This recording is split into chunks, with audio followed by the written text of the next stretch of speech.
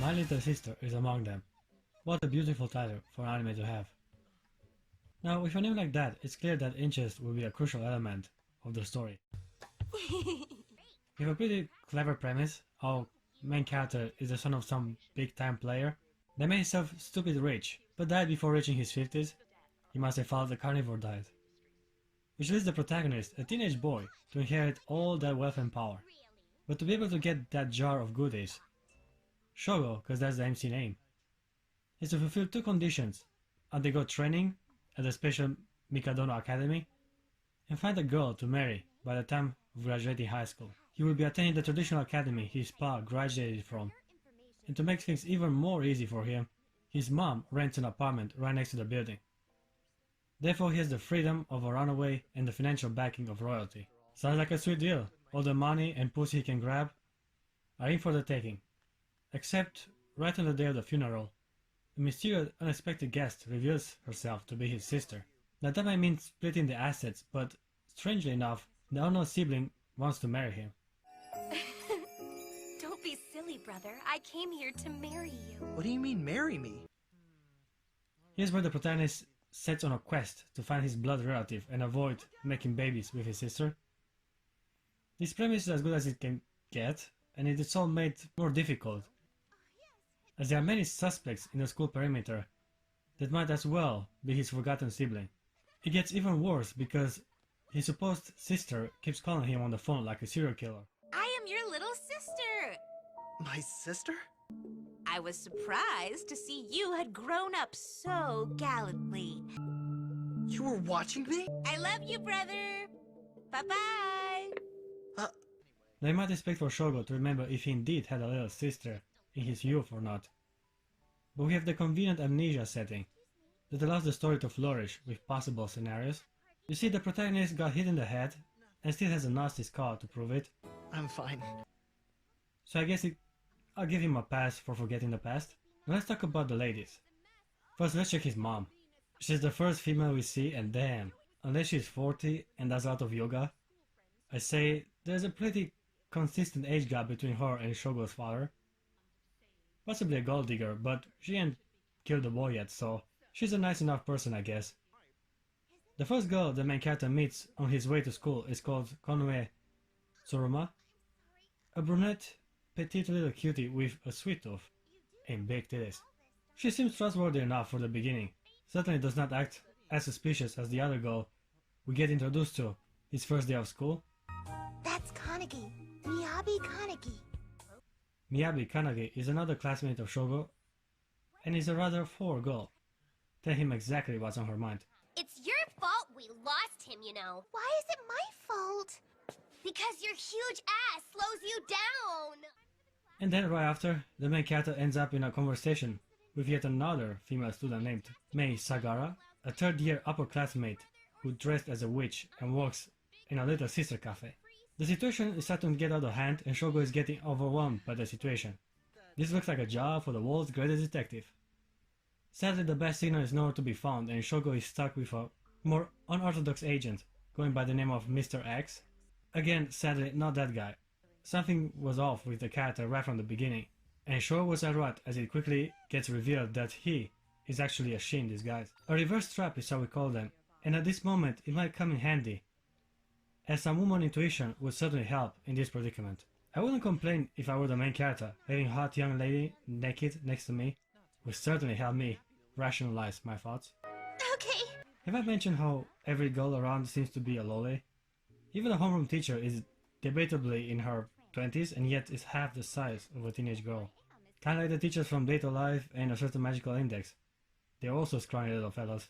Anyhow, this is more of a slice of life grounded in reality harem anime, with a main character that has to avoid sleeping with his little sister. Otherwise, the show does a pretty decent job in keeping you guessing on which one of the girls the protagonist encounters is actually his blood relative. Oh wait, I never forgotten about the two female students that maintain a certain amount of order in a school Shogo is attending. At first we have the blonde little Miss Perfect Student Council Vice President Rinka Kunitachi. She's also the stuck-up, ambitious, rich girl archetype that I come to really enjoy as of late. And as a strong contrast to her personality, we have the student council president, Mana Tendo, which is shown to have a more childish personality. Okay, I formally introduced all the girls from the advertisement material, and now it's time to give you my opinion regarding the protagonist. I think he was a decent pick for this type of story. He ain't exactly handsome or a paragon of strength, but you know, the money helped a lot, and to be honest, he does have an interesting personality.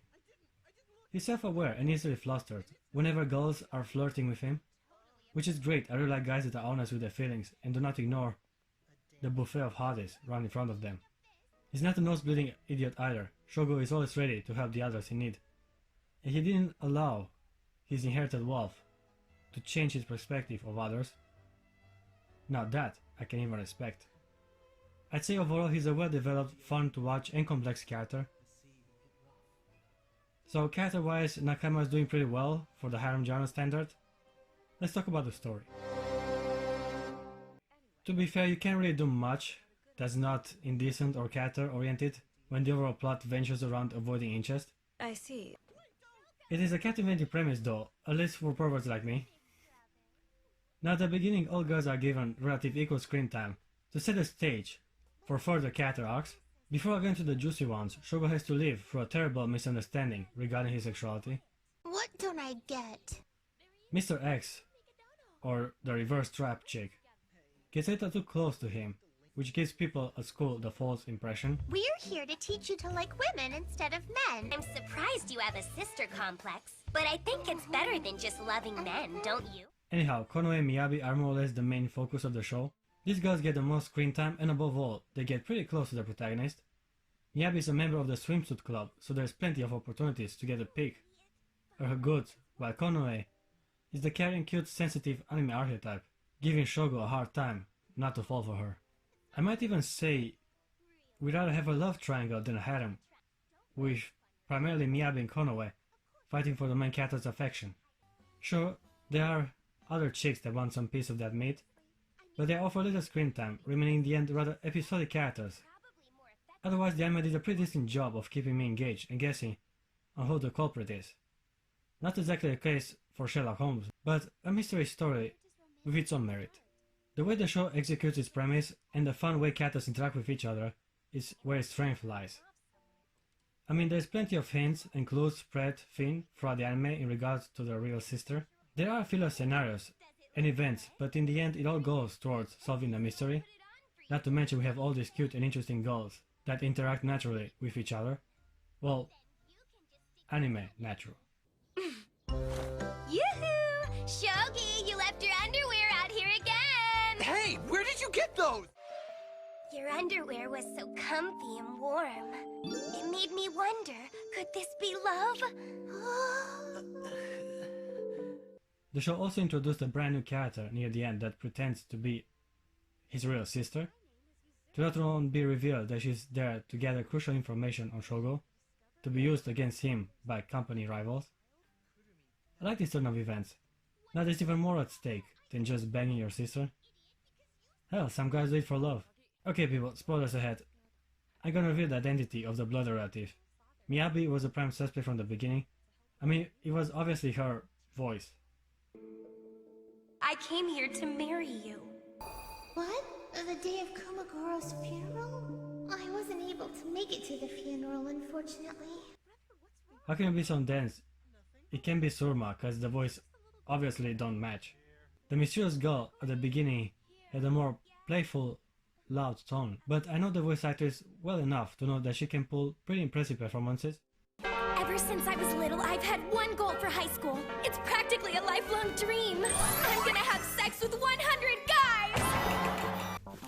Master, please make a command. Give me any order that will please you.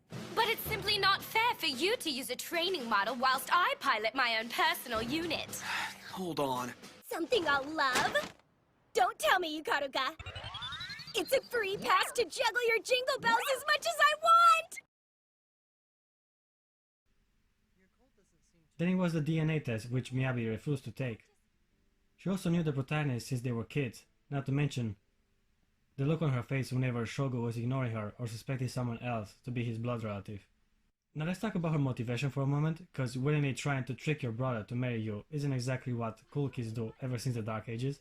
I can kinda understand her actions once I get a full picture. You see, Miyabi met Shogo when they were kids, and at that time even she didn't know they were related. Only after she fell in love with Shogo, she discovered that she is actually her brother. Naturally, this complicated things a little bit. She decided to follow her heart and pursue her taboo feelings in hope for happiness, while keeping her real identity a secret. In its own twisted way, it makes sense, since her being his sister would only push the love of her life away again. So to be able to marry him, she puts on a charade. Sounds like some Greek drama. Only thing missing is her dying of childbirth and the protagonist gouging his eyes for the god's atonement after he procreated with his sister. Thankfully, the anime is more of a comedy than drama, so everyone ends up being relatively safe and happy at the end. Miyabi didn't want to be alone, and all the teasing and flirting with her biological brother makes perfect sense now. Anyway guys, you know I'm an open-minded person, and when it comes to incest, this one is a relative innocent title. Watch far more explicit scenarios before. The anime presents a somewhat decent story about family, love, and coming of age. I give Nisekoi a 7 out of 10. It has a good enough story, with surprisingly well developed characters, but again the concept is rather simple, and you have to like this particular genre to be able to enjoy the show. With Mizutani, he'll get pregnant! So you do want to make Mizutani pregnant then? I would most welcome it.